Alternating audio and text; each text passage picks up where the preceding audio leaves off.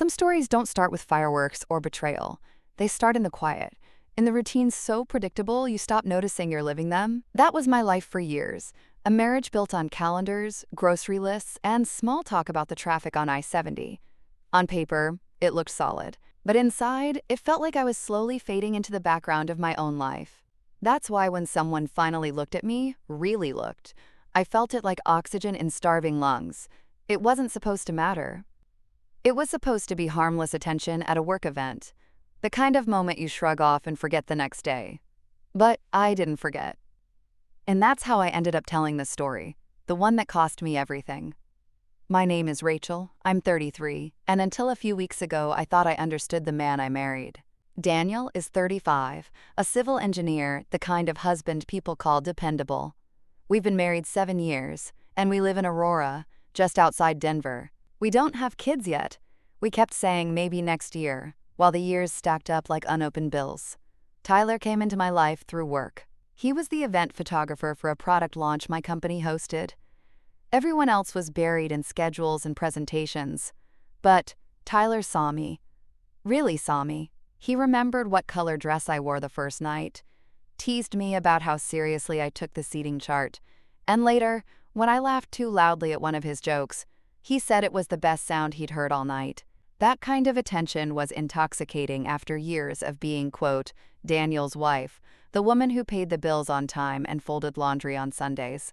I told myself it was just conversation, just banter. But soon we were meeting for coffee under the excuse of discussing upcoming events, and the line blurred faster than I could draw it.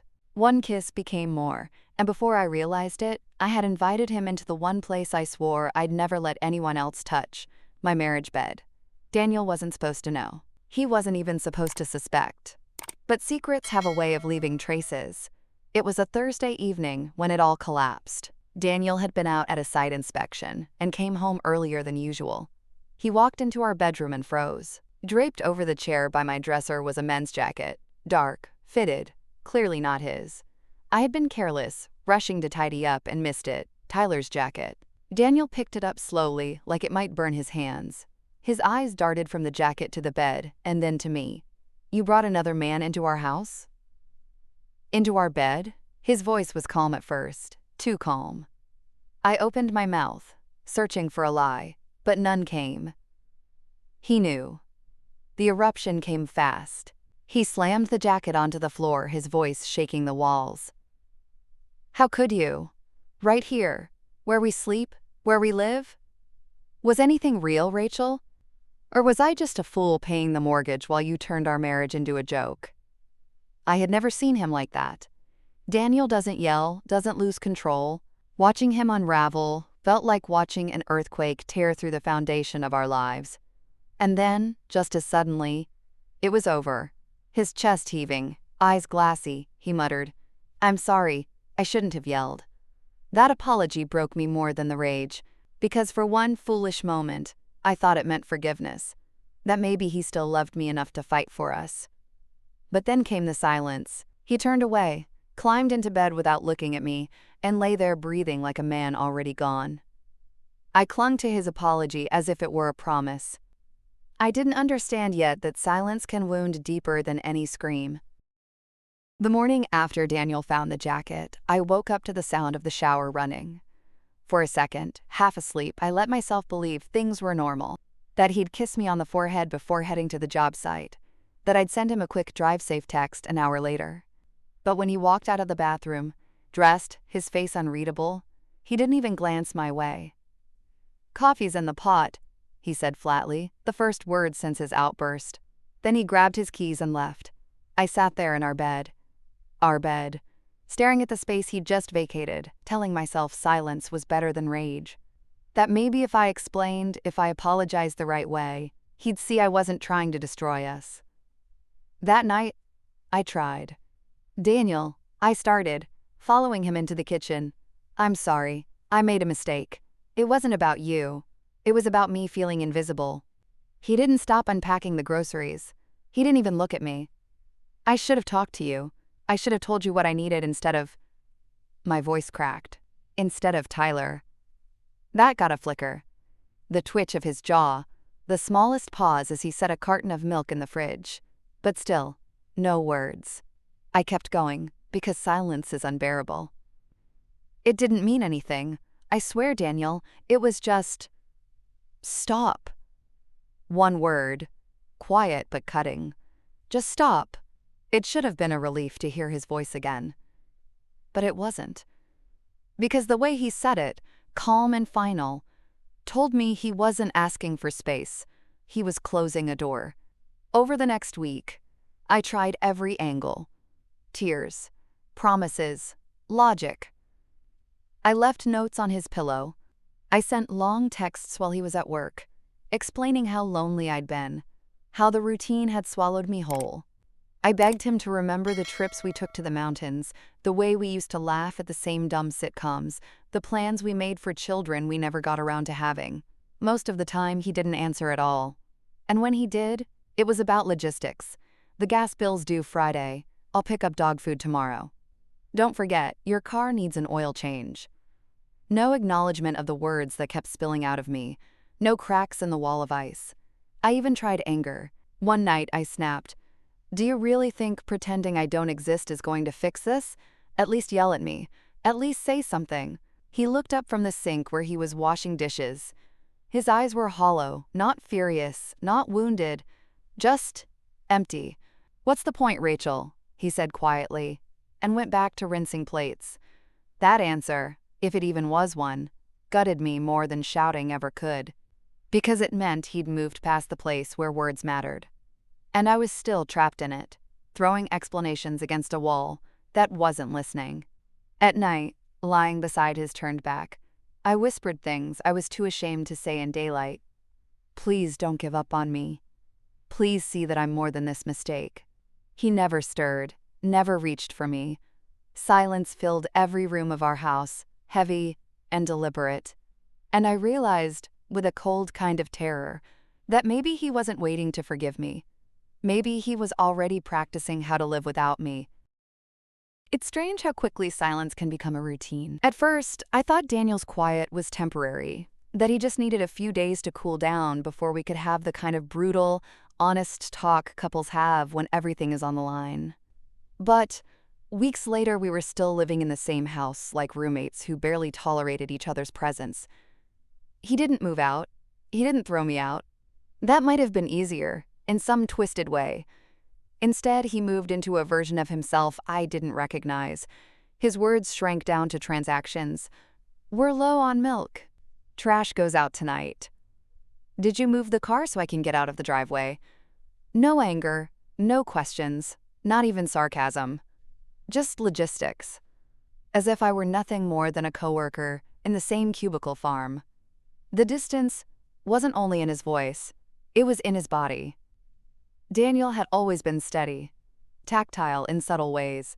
His hand on my lower back when we crossed the street, his knee brushing mine under the dinner table. Those touches disappeared. I tried to test it once, reaching for his arm as he stood by the fridge. He pulled away instinctively, like my hand was a flame too close to his skin. I felt the rejection in my chest, hot and sharp. "Daniel," I whispered, but he just shut the fridge door and walked out of the kitchen without a word. Nights were the worst. We still shared a bed, but he stayed rigid on his side, a gulf of space between us. He faced the wall. I faced the ceiling. Sometimes I'd roll over just to see if he was awake. His breathing gave nothing away. Steady, detached, like he was practicing how to exist without noticing me. I found myself doing stupid things for scraps of attention. Cooking his favorite dish and pretending I wasn't watching to see if he'd eat it. Wearing the dress, he once said, made me look like the woman he first fell in love with. Leaving notes in his laptop bag, telling him I was sorry, begging him to talk to me. Every note came back untouched, folded neatly on the counter like a bill he refused to pay. The silence became its own kind of language. I knew what it meant when he left the coffee pot half empty. He didn't want to make me a cup anymore. I knew what it meant when he locked the bathroom door, something he'd never done before. Each small act was another way of saying, "You don't get to be close to me." I started to wonder which was worse. The memory of his outburst, the echo of his voice breaking in rage, or this unbearable nothingness that followed. At least the yelling meant I mattered enough to wound him. This silence made me feel like I didn't matter at all. The irony gnawed at me. I cheated because I felt invisible, and now Daniel was making me more invisible than I'd ever been in my life.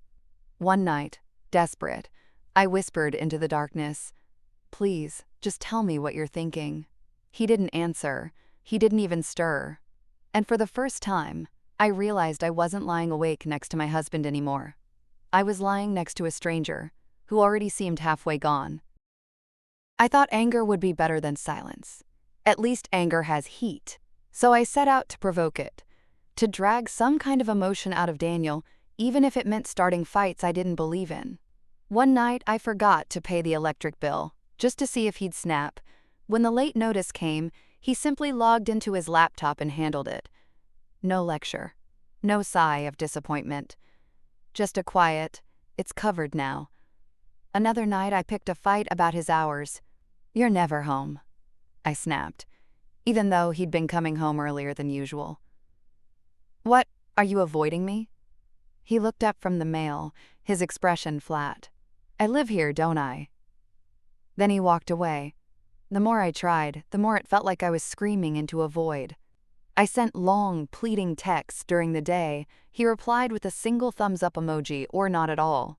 I left framed photos of us on the counter where he couldn't miss them. He stacked them neatly in the hall closet without a word. I even showed up at his office once, thinking maybe outside the house he'd be forced to acknowledge me. He walked me to the parking lot, said he had a meeting, and never looked back. Desperation makes you do ridiculous things. I wore perfume he used to love, cooked his favorite meals, even tried to flirt like we were dating again. Nothing worked. His silence wasn't passive anymore, it was deliberate, like he was proving a point. And then I noticed the signs. The shaving kit that always sat on our bathroom counter was gone. At first I thought he'd misplaced it, but then I realized he'd moved it into a travel bag in the closet. His passport wasn't in the desk drawer anymore. A folder of documents, insurance papers, bank statements, vanished from the filing cabinet.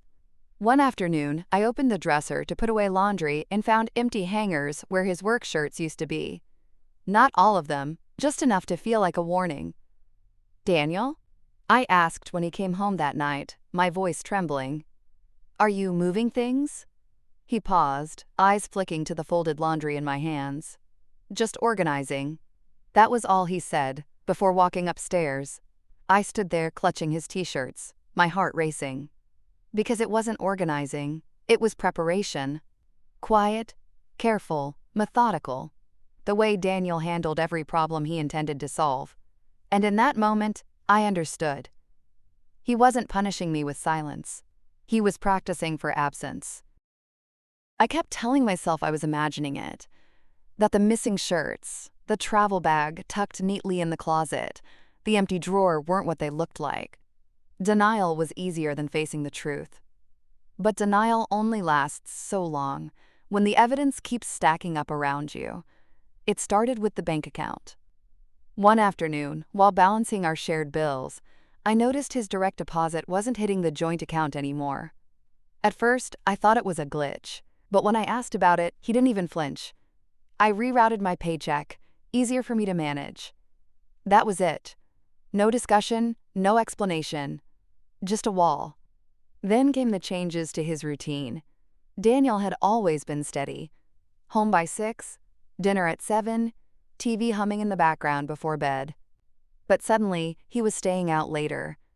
Not with excuses, not with made-up work emergencies. Just late. When I asked, he'd say, "I had things to do." Things. That word drove me insane. I started looking for clues, like some desperate detective in my own marriage. His emails were logged out on the computer. His phone, once left on the counter without a thought, now never left his pocket. He was careful, too careful. The worst was the day I came home early and saw a realtor's folder on the passenger seat of his car. I sat in the driveway staring at it, my chest tightening, my hands shaking. Houses circled in pen. Notes in his handwriting. He wasn't just pulling away emotionally, he was planning an exit I wasn't meant to see. That night, I confronted him. "Daniel, are you looking for a new place?" He didn't deny it. He didn't even look surprised. He just met my eyes with that same hollow calm and said, "I need options." Options. As if our marriage was a subscription he could cancel whenever he wanted. I wanted to scream, to beg, to demand he explain how 7 years together could be reduced to this cold strategy. Instead, I felt myself crumbling in silence, mirroring his own. Because the truth was undeniable now. While I was clinging to apologies and memories, Daniel had already chosen a future without me. It wasn't anger that terrified me anymore. It was the precision, the methodical way he was untangling our life. Paycheck, documents, house, step by step, not rushing, not stumbling, just quietly, decisively preparing. And I realized with a chill that made my whole body shake, I hadn't been living in limbo, waiting for his forgiveness. I'd been living in the shadow of his goodbye. The morning felt wrong before I even opened my eyes. The house was too quiet. Not the usual quiet, not the heavy silence Daniel had been wrapping around me for weeks. This was different. Hollow. Final. I rolled over and reached for his side of the bed. Cold. Sheets smoothed flat. When I stumbled downstairs, everything was in order. Too in order. The shoes that always sat by the door were gone. His toothbrush missing from the bathroom. The framed photo of us at Red Rocks that used to sit on the mantel, gone, leaving behind a faint square of dust. On the kitchen counter lay an envelope, with my name written in his neat, deliberate handwriting. My stomach twisted as I opened it. Inside, no long letter, no list of accusations. Just a single folded page. "Rachel, I can't live in this house anymore. I can't live in this silence. You made your choice, and now I've made mine. I don't hate you, but I also don't see a way back. Please don't try to find me. Daniel." That was it. No explanations beyond what I already knew. No details about where he was going or what came next. Just absence. I sank into a chair, the note trembling in my hands, the reality crashing over me like a wave I couldn't outrun.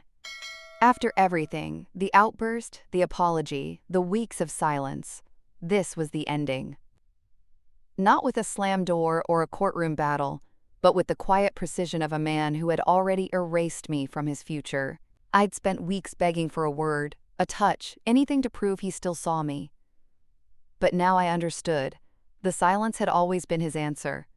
It was his weapon, his wall, his escape route. People think betrayal ends with confrontation, with anger and tears. Mine ended with an empty house and a piece of paper. And sitting there in the kitchen, clutching the note, I realized something I'll never forget. Silence doesn't just break you, it erases you.